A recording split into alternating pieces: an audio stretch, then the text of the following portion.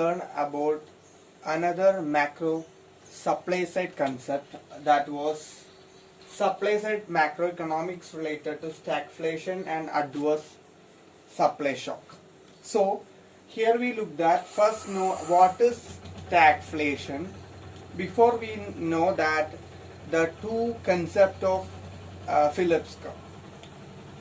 The short-term Phillips curve is introduced by Phillips, and he says that inflation and unemployment existing a trade-off relationship. That means that inflation and unemployment is an inverse relationship. So one is high and another become low. Then it become criticized by long-run Phillips curve Friedman, and he says that there is a no trade-off between unemployment and inflation. So that is the situation called stagflation. So stagflation means that there is no trade-off between inflation and unemployment. It calls both are high. So the stagflation mean by that the inflation and unemployment are high. At the same time, it is also known as inflation and stagnation at the same time. So the inflation and it corresponding to the stagnation. Stagnation is the high unemployment, and that means that low growth of product. So it leads to high unemployment. It is called stagnation. So inflation with stagnation is also called stagflation. Okay, fine. So coming to the concept of classical supply side macroeconomics, adverse supply shock. So in we checking the history, how the supply shocks arose. The two main reasons stagflation arose in developed capitalist economics during 17th and 18th century. It leads to adverse supply shock during these periods. So two reasons are mainly caused these adverse supply shock. First one is increase oil price by OPEC, and because of the OPEC increase their oil price, because of why the Arab-Israel war in 1973. At the same time, second reason of price increase oil during for example doubling the oil price by 79 Iranian revolution. So these are the two reasons are push up the energy cost of the economics and result in higher price of oil.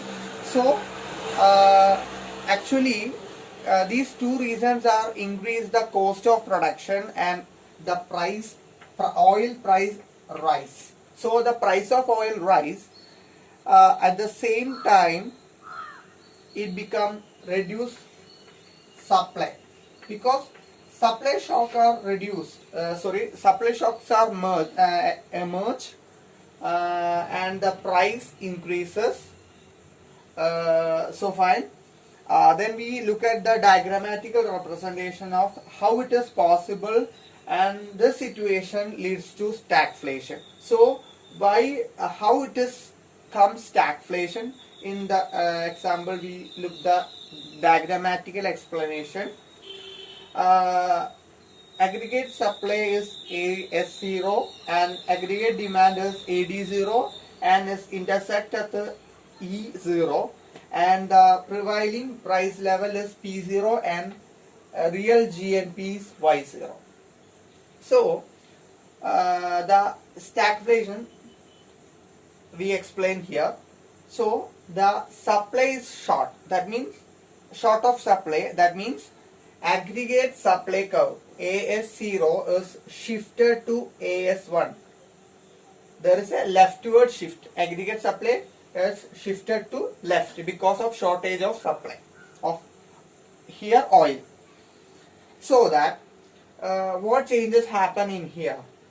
So the new equilibrium point achieved to the intersection of aggregate supply 1 that was new and the previous aggregate demand AD0 at point E1. So we get new equilibrium point at E1 and the real GNP, that means real GNP of nations become reduced.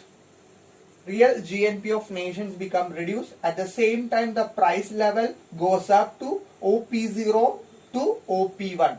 So it is increase the price level and the decrease the real GNP. It indicates the reduce the real GNP indicates that the increase of unemployment. Increase of unemployment. So it is clear that the increased unemployment at the same time the price level increases. Price level increases means the inflation increases. So the stagflation are proven here. So the stagflation is the situation both unemployment and inflation are high. Both are high. So the situation is clear from this diagram.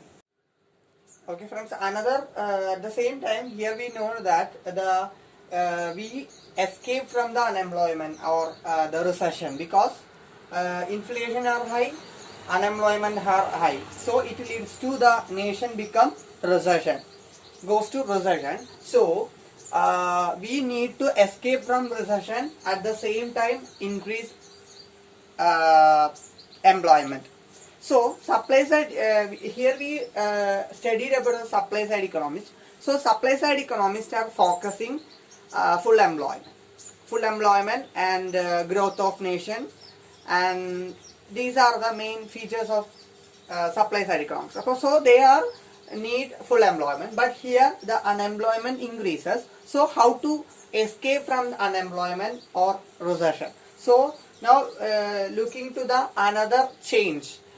For the expansionary fiscal policy government introduced.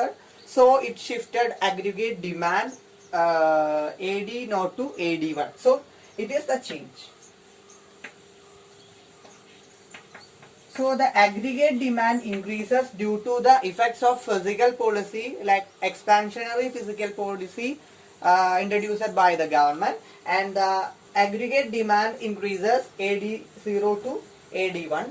So here we look at the output still at a constant. So the real GNP increases.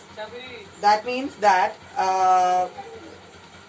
the real GNP is back to the position, and the price level increases to P1 to P2.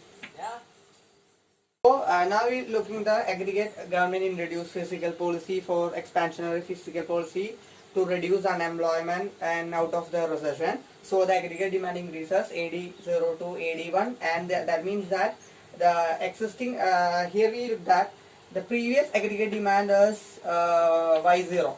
So it back to the Y0, Y1 at the situation the aggregate supply shortage, and it back to Y0. The intersection of aggregate demand 1 and aggregate supply 1. So we back to the normal position of real GNP. That means that the unemployment reduce unemployment, that means increase employability. So back to the position Y0 and the full employment achieved. At the same time the price level increase again P1 to P2. That means that the price level increases and the full employment achieved. Okay, fine. The mainly look at that the classical economist, feature, that means features are the government play a limited role in liberalizing market, reducing tax and freezing the labor market.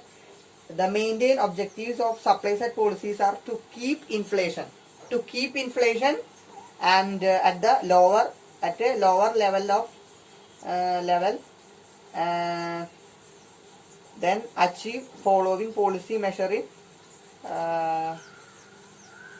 maintain the full employment. Okay, so full employment maintain ചെയ്യുക, at the same time low level of inflation ആണ് supply side economists aim ചെയ്യുന്നത്. So adverse supply shock and stagflation is clear from this topic. Thank you.